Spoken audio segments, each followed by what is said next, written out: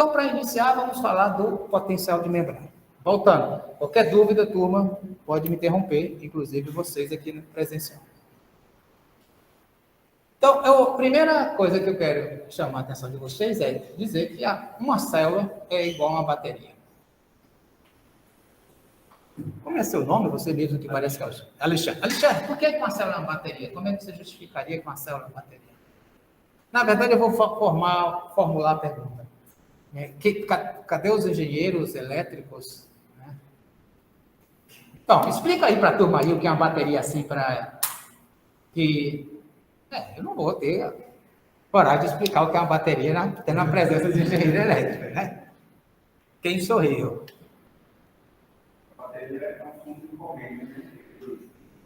Os locais que têm tensões diferentes podem ser diferentes. Tá. Se ela é uma fonte de corrente, indiretamente eu posso dizer, ela acumula carga. Realmente é carga suave. Certo. Né? Então, assim, eu vou dizer para vocês que a célula acumula carga. Que carga é essa que a célula acumula dentro de si?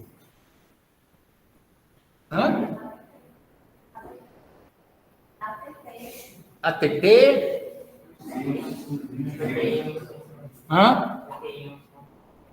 Gios? O ATP sai muito fácil, o Gio também pode sair. O que ela acumula mesmo que gosta de guardar? O pessoal que está falando íon e energia. Quero carga. Falando de carga, não de energia. Mas quem é? Botaram glicose também. Botaram o quê? Glicose. Glicose.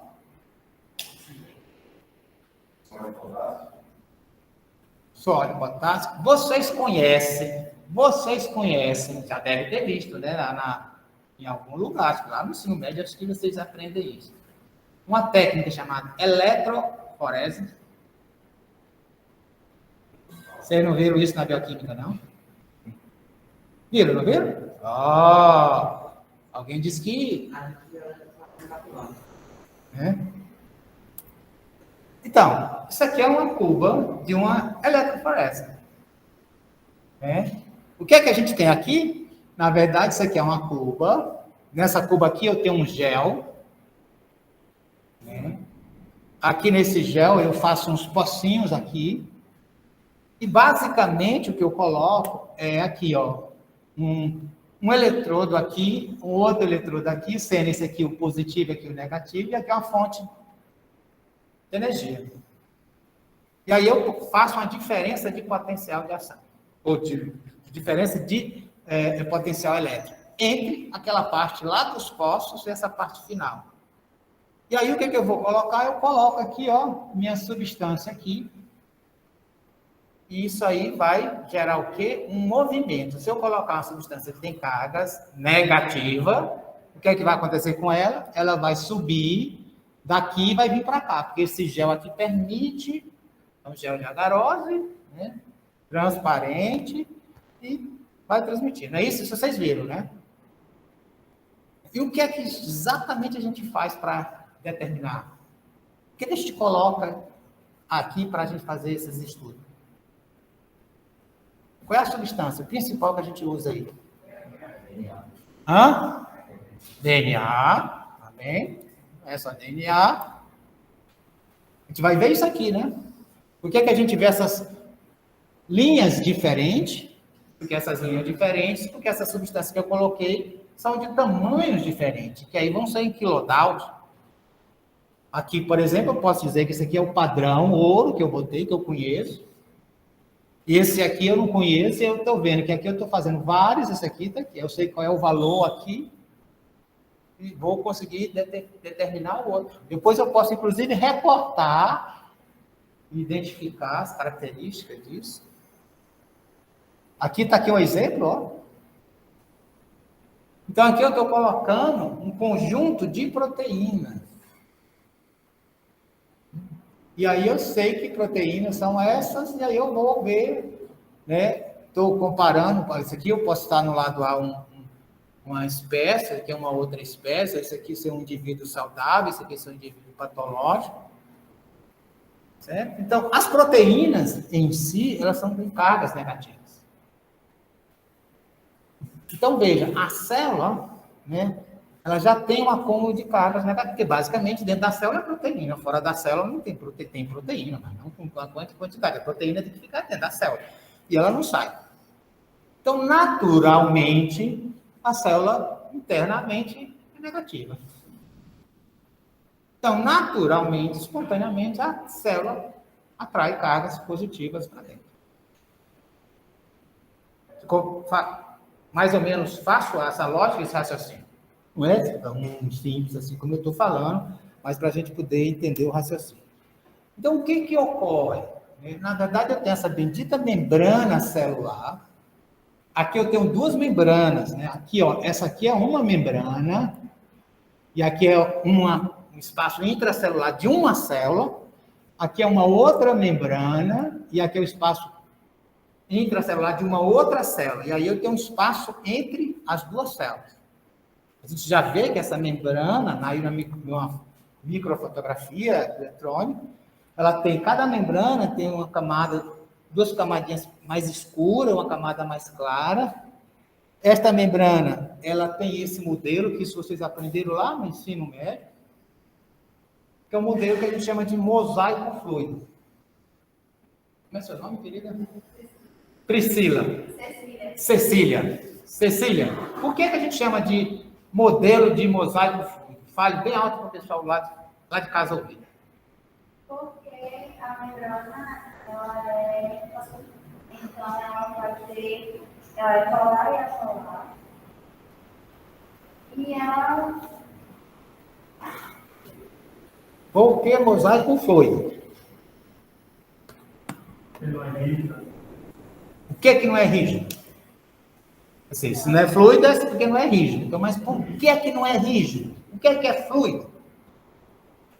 Você tem uma certa maleabilidade no caso, né? Maleabilidade de quê? A membrana fica assim, balançando, maleável. Fica igual a corda de violão.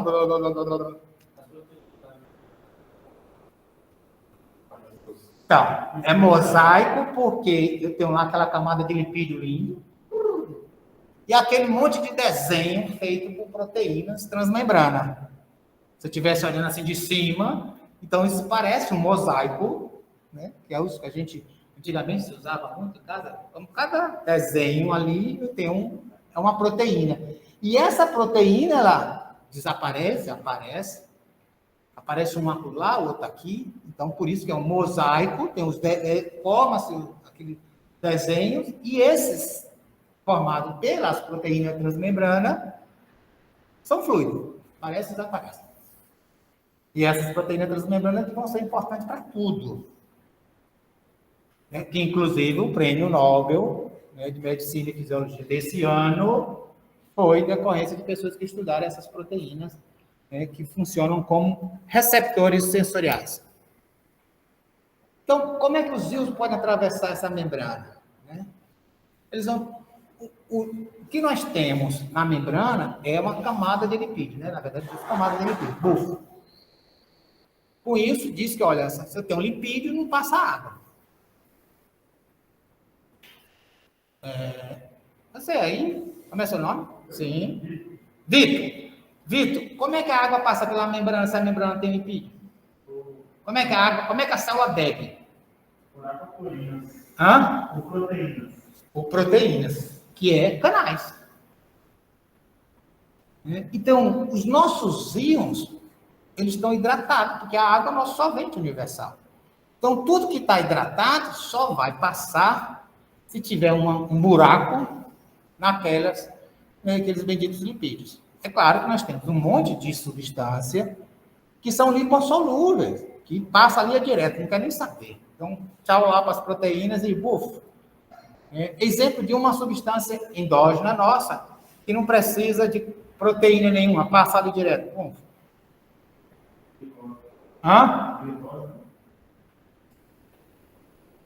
Oxigênio. Mas uma substância grande, maior do que oxigênio. Meninas,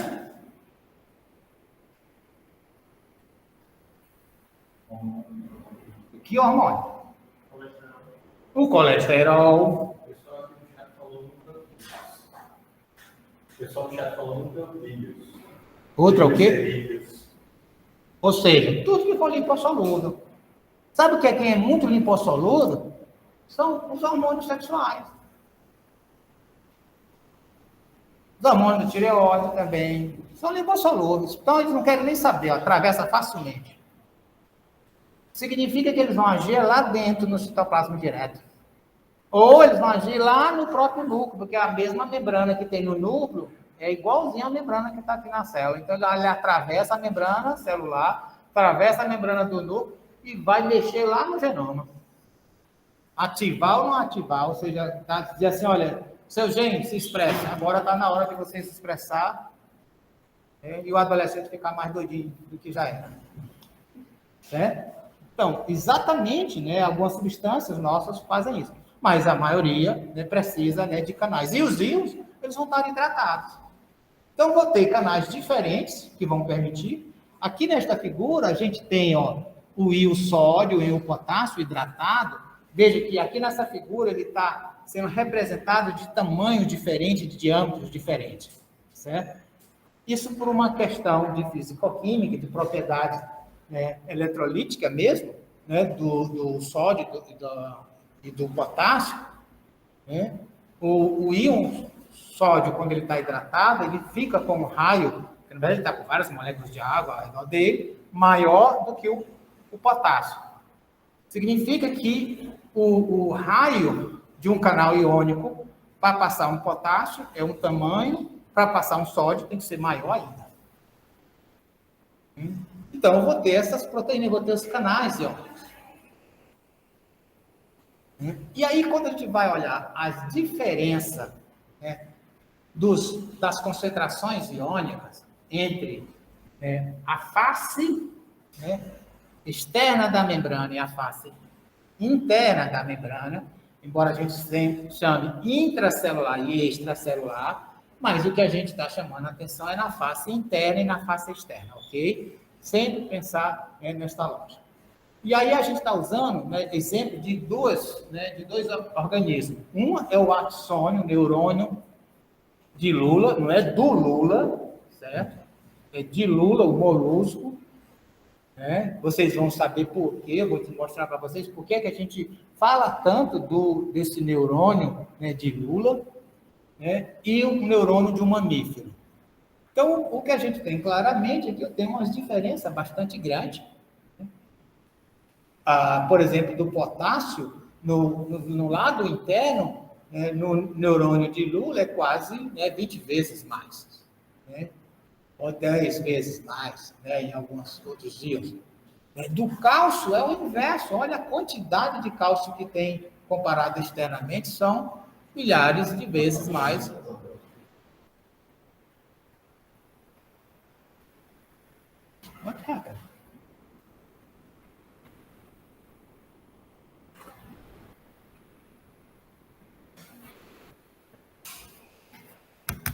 Um minutinho que minha projeção aqui. Viu por quê?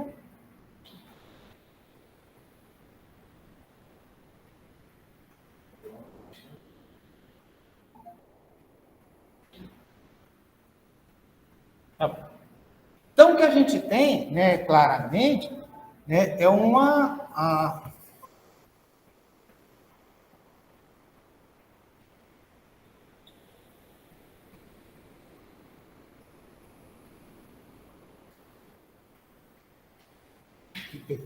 Aqui se eu vou conseguir fazer esse negócio de voltar aqui.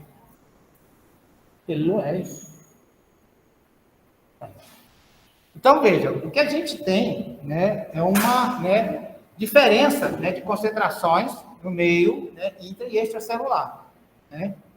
Então, essa diferença, né, de concentração, ela vai depender de íons. Alguns íons, né, que vamos chamar a atenção, por exemplo, se a gente for ver, né, aí estamos olhando o cálcio ele é milhares de vezes no extracelular. Então, o cálcio, basicamente, ele vai estar sempre no extracelular. Potássio vai estar dentro. E aí, assim, por que existem essas diferenças? Então, nós já podemos fazer o seguinte raciocínio. Né? Nós temos, né, que os íons vão passar, né, por canais, por proteínas. Então, se eles vão passar por canais, eu vou ter tipos diferentes de canais. E se existe essa diferença, isso eu já falei para vocês no início, que a célula, tradicionalmente, ela tem cargas negativas dentro, porque tem muita proteína, ela devia atrair tudo quanto é, né, íons positivos para dentro. Mas o que ocorre é que o único que está muito dentro é o potássio, mas o sódio não está, né, e nem o cálcio está dentro. O que significa que essa membrana, na verdade, ela é semipermeável. Ela é permeável aos potássio, ela deixa o potássio entrar, mas ela não deixa, né, o sódio e nem, né, o cálcio entrar.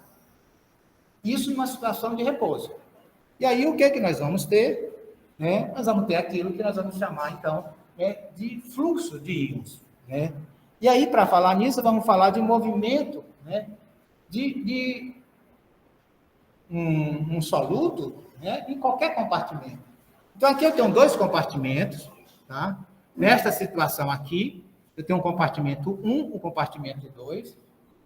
Vamos imaginar que isso seja, por exemplo, um meio líquido, água. E aqui eu tenho, né, várias solutos, essas soluções, tá?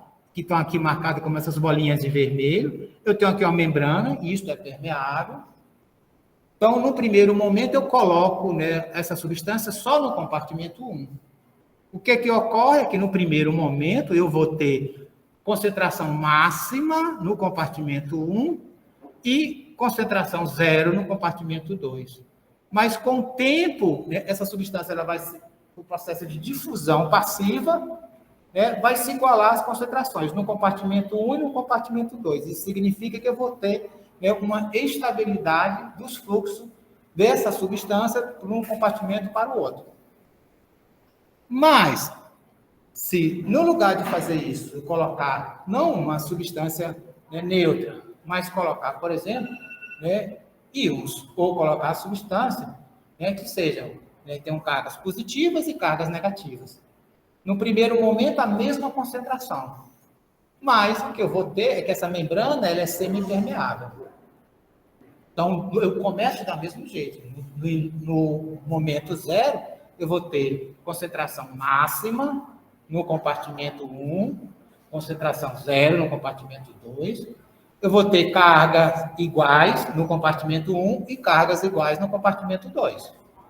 Mas, se esta membrana ela é permeável apenas a cargas positivas, o que é que vai acontecer? Por um gradiente de concentração, a carga positiva vai sair do compartimento 1 para o compartimento 2. Com isso, eu diminuo a concentração, né, de cargas positivas do compartimento 1, certo? E aumento no compartimento 2. Do mesmo jeito, eu diminuo o número de cargas positivas no compartimento 1 e aumento no compartimento 2. E aí, olha o que é que vai acontecendo. Eu vou chegar a um momento, né, que isso vai entrar em equilíbrio. Mas agora esse equilíbrio não é igual à situação anterior, que ficava o mesmo número, né, de substância quanto teve a difusão passiva.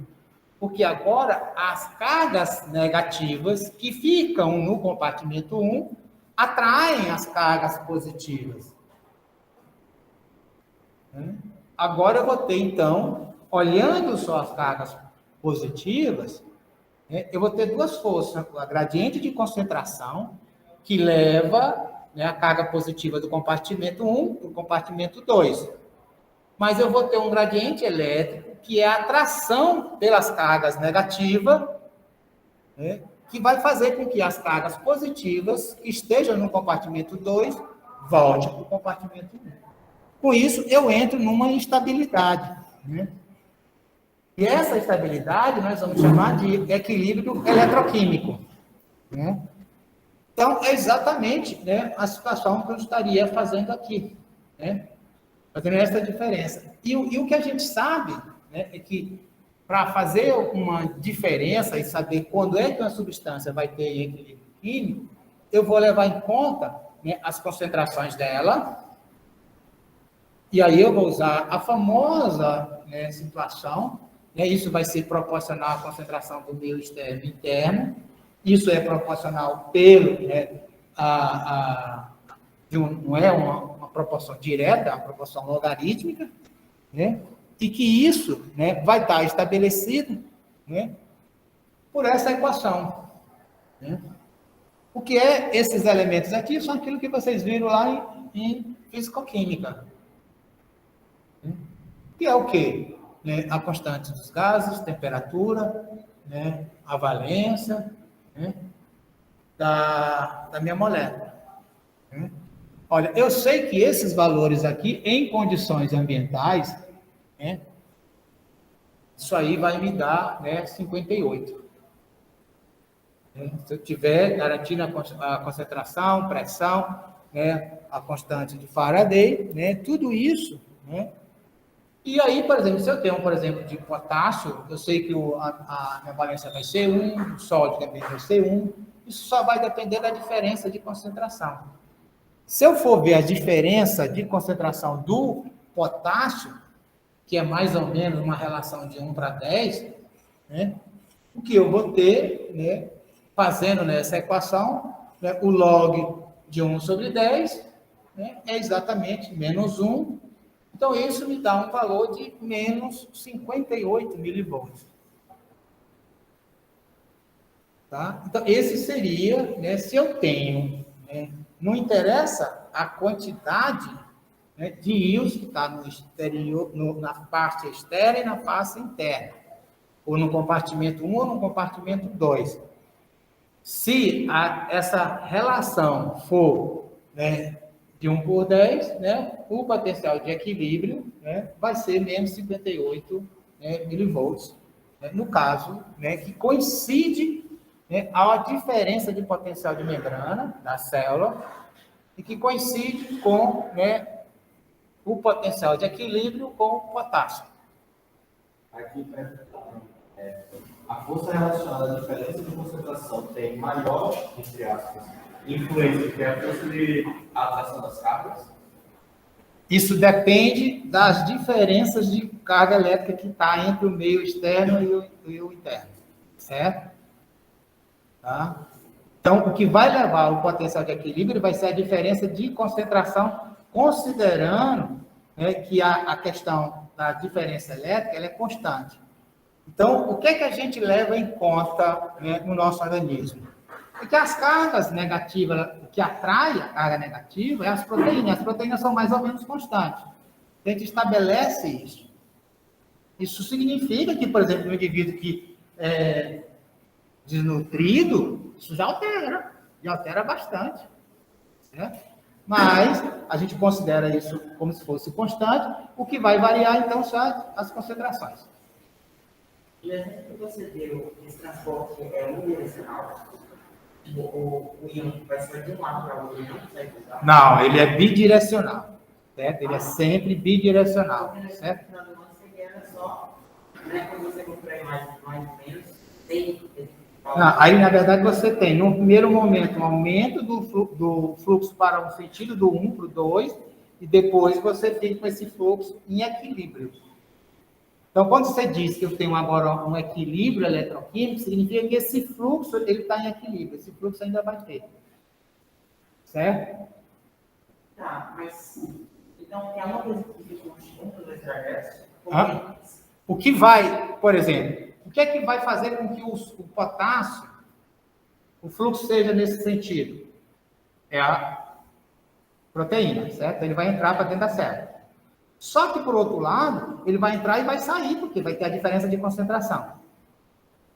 Quando é que isso vai entrar em equilíbrio? Né? Em determinado momento, quando tiver uma força de equivalência. Essa força de equivalência é aproximadamente menos 58, né, milivolts. Então, quando a gente vê a força, no caso, né, o equilíbrio vai ter, enquanto tiver um íon aberto, permitindo isso. Olha, professor, aquele X do X1 é a concentração do meio 2 e a concentração do Meio 1. E o Z seria A valência. a valência. Certo? Então, olha, o que eu vou ter é que o fluxo vai ser igual. Se eu tiver diferença, quando eu tiver diferença, aí eu vou ter o predomínio. Se o íon estiver em equilíbrio, ele vai tender, tá?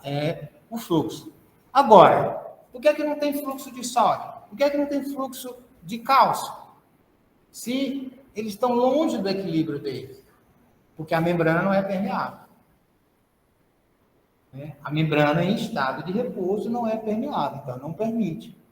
Então, quando a gente vai olhar o fluxo e o potencial de membrana, a gente vai não só depender do potássio, vai depender de todos esses erros.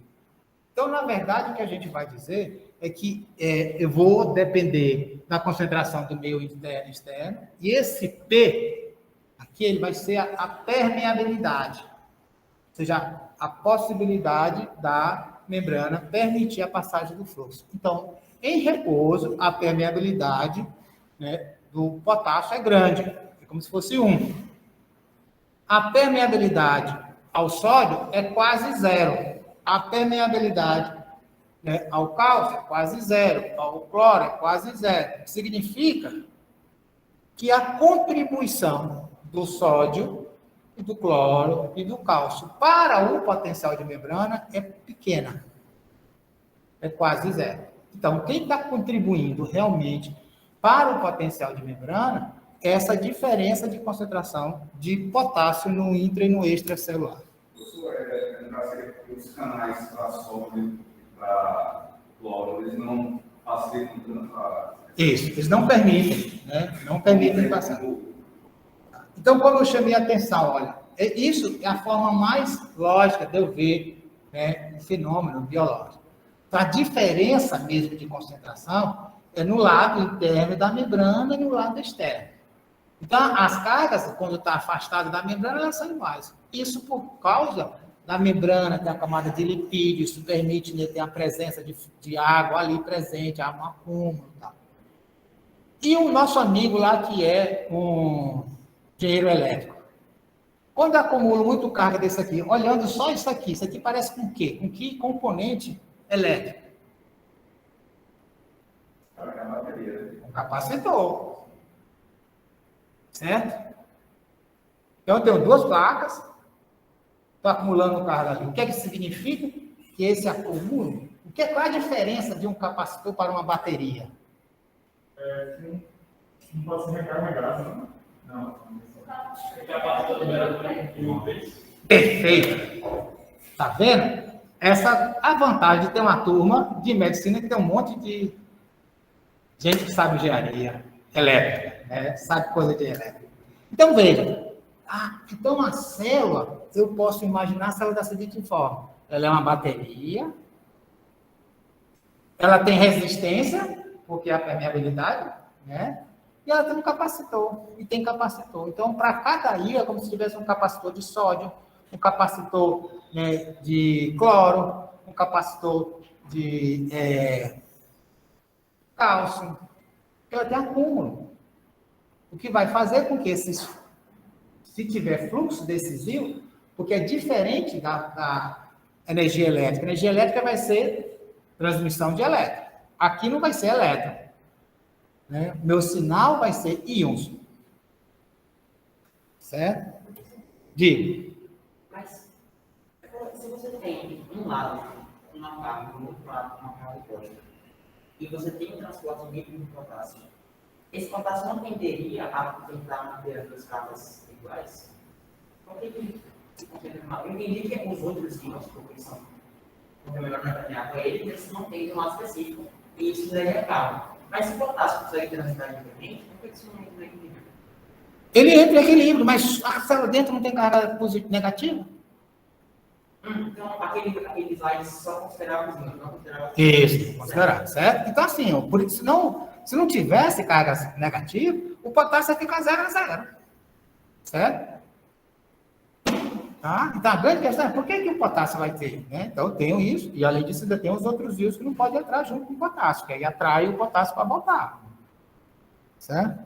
Então, esses pesquisadores, todos eles, né? O que eles fizeram na década de 40, na década de 30, lá na época da Segunda Guerra Mundial, foi inventar, né, um monte de equipamento para medir, né, diferença de potencial dentro de uma célula, corrente elétrica dentro de uma célula, e tentar explicar isso matematicamente. Porque eu sei, se eu tenho corrente, né, se eu tenho corrente, significa ter um movimento de cargas. E o que eu vou ter movimento de cargas aí vai ser movimento de íons. Então, baseado nos modelos, eles foram estudar e o que eles observaram é o seguinte: que quando eu consigo medir, botar um eletrodo dentro e um eletrodo fora da célula, certo? E se eu mexer na concentração de potássio, a diferença, né, do que eu percebo do potencial de membrana, então a célula está em repouso, né? Então vamos dizer que está aqui, a célula está em repouso, certo? A concentração de potássio, tá? Está aqui, certo? Essa concentração, e a célula tem lá o meu potencial de membrana lá em torno, próximo, né, de 60 e pouco, menos 60 e pouco. Se eu vou aumentando o potássio no extracelular, né, o que é que vai acontecendo? Ó, vai mudando, né, o potencial de membrana, ele vai ficando menos negativo, menos negativo, menos negativo, menos negativo. O que é que está fazendo? Ou seja, eu estou botando mais potássio externo, o potássio está entrando, estou mexendo na concentração. Porque aí, na verdade, na hora que eu tenho as concentrações iguais no lado interno e no lado externo, né, eu vou ter, né, o meu potencial vai ser zero.